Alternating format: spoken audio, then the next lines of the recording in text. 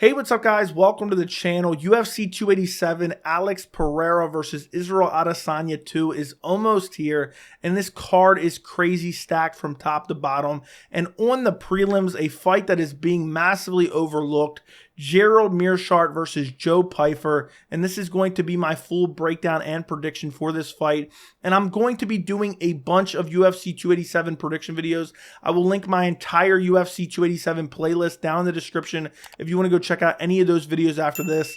But this is a very intriguing fight because you have Joe Pyfer, who came off of Dana White's Contender Series, who got a big win in his UFC debut.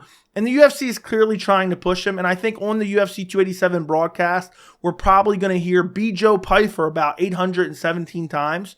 And they gave him a massive step up in competition here against Meerschaert, who can play spoiler, because Joe Pyfer, he's looked good, but he hasn't fought really good competition at all. And Gerald Meerschaert has been around forever.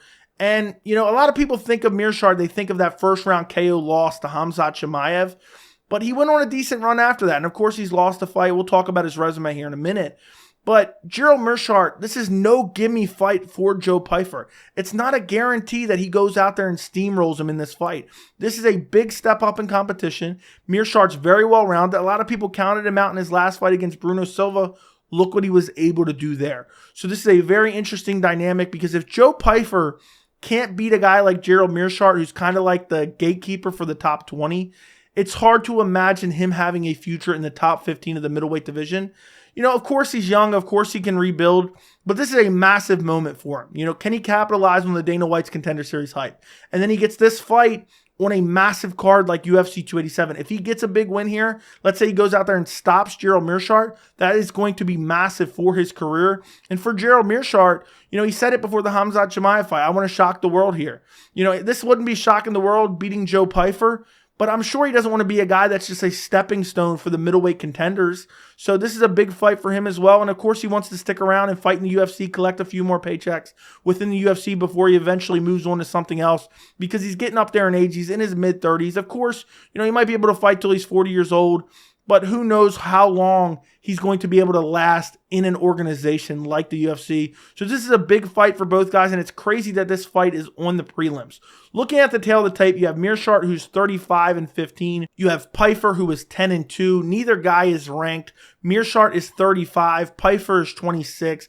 Meerschaert is 6'1". Pyfer is 6'2". Meerschaert has a 77.5-inch reach, and Pyfer has a 75-inch reach. So a 2.5-inch reach advantage for Joe Pyfer. If you look at Joe Pyfer's pro MMA career, he has 12 fights, 9 wins by TKO, 2 wins by submission, and 1 decision win. He comes in this fight on a 3-fight winning streak. His last fight was his UFC debut against Alan Amadovsky. Clipped him in the first round, hurt him badly, followed up and finished him. Super impressive performance, but, you know, against a guy who was 8-3 himself. So not the biggest win in the world. He made his Dana White's Contender Series second appearance against Ozzy Diaz. Went out there and finished him in the second round. Clipped him with a left hook. Kind of looked sluggish in this fight, but he was winning the fight. Just didn't look particularly fast. Didn't look particularly powerful. Eventually he got the finish. But the round and a half up until the finish, he looked okay, but he didn't look like some type of world beater. And he's fighting a guy who's 7-1 in Ozzy Diaz.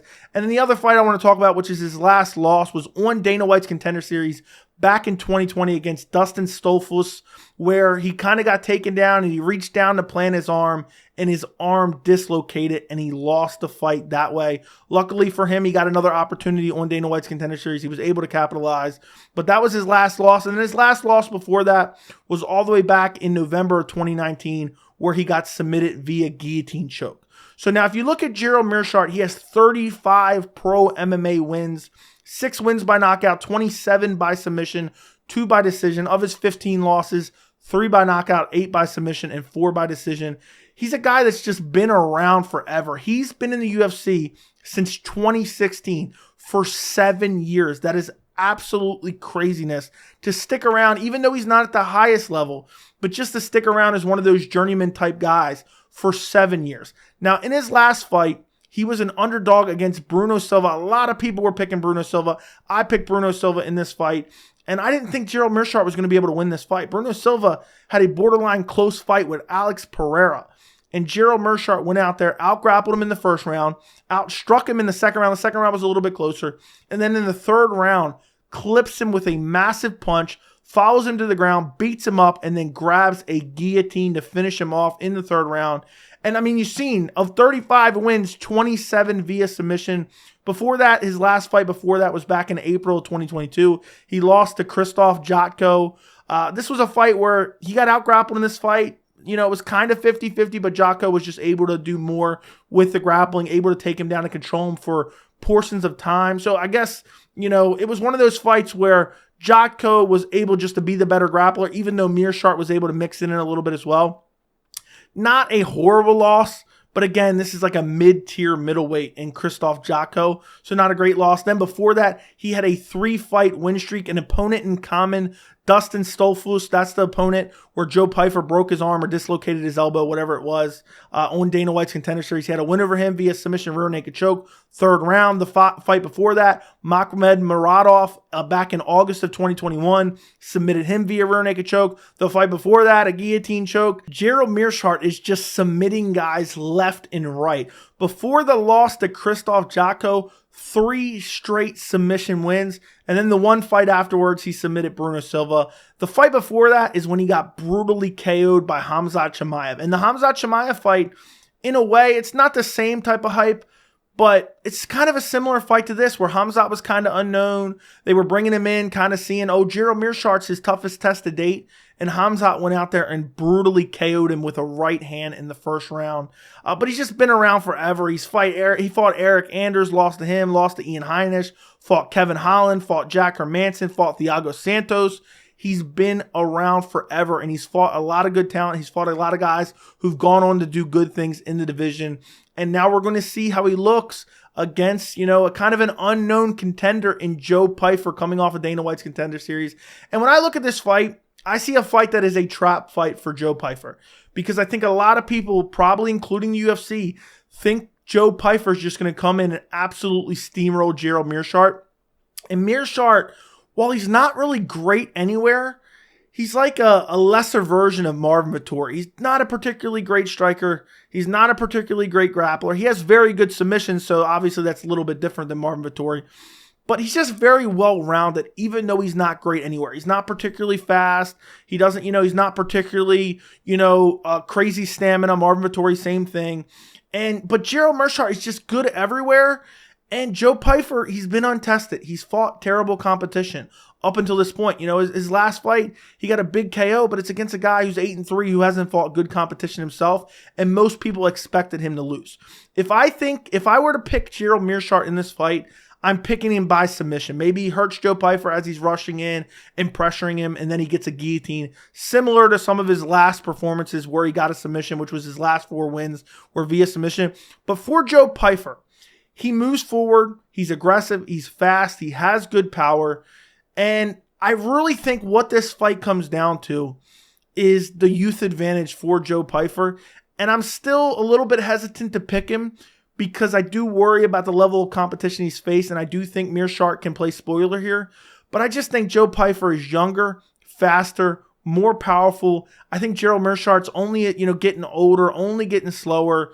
The hands haven't improved in years. They've been the same. His striking has been the same for years. He doesn't really diversify the attack a lot. He's really just throwing combinations with his hands and mixing in some leg kicks. He does have decent leg kicks, but it's not like he's super unpredictable in the feet. So that's why for this fight, my official prediction is going to be Joe Pyfer first round KO. I think it's going to be a late first round KO. I just see Pyfer pressing forward, looking to get a big win on a big stage like UFC 287. Up until this point, and this is kind of an X factor, up until this point, Joe Pyfer has only fought at the Apex. He's only had Joe Martinez, announcing, make some noise if you are ready. And now he's going to be in front of Bruce Buffer. Bruce Buffer is going to be screaming, it's time. And is that going to get to Joe Pyfer? Is the pressure going to get to him?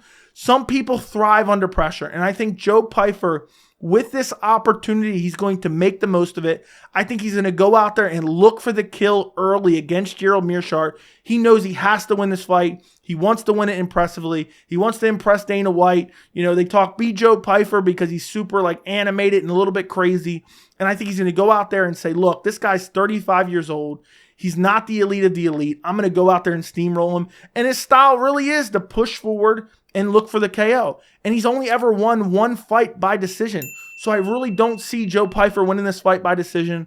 I'm wondering about the grappling. Does Meerschaert have a grappling advantage? But Meerschaert, even if he has a wrestling advantage in this fight, which I'm not saying he has, he just moves so slow and his entries aren't particularly great. And I think the speed and youth and athleticism advantage for Joe Pyfer, I think he'll be able to stuff those takedowns. And then I think he'll make Gerald Meerschaert pay for those takedown attempts, lighting him up with big shots. I think Meerschaert will land a couple punches. He'll be pumping the jab. He'll land a couple leg kicks. But I think Joe Pyfer is going to be pumping that jab. He's got a decent jab. And he's going to be throwing looping overhand punches. And I think he's going to clip Gerald Meerschaert. He's going to get his timing. He's going to get his feelers out early in the first round. And by the end of the first round, he is going to find a kill shot. And he's going to brutally KO Gerald Meerschaert at the end of round 1. But let me know what you guys think down in the comments. Who are you picking? Could Gerald Meerschaert get the upset here against Joe Pyfer? Let me know what you think. If you want to watch any of my other UFC 287 predictions, I will link those in the end card. Thank you so much for watching.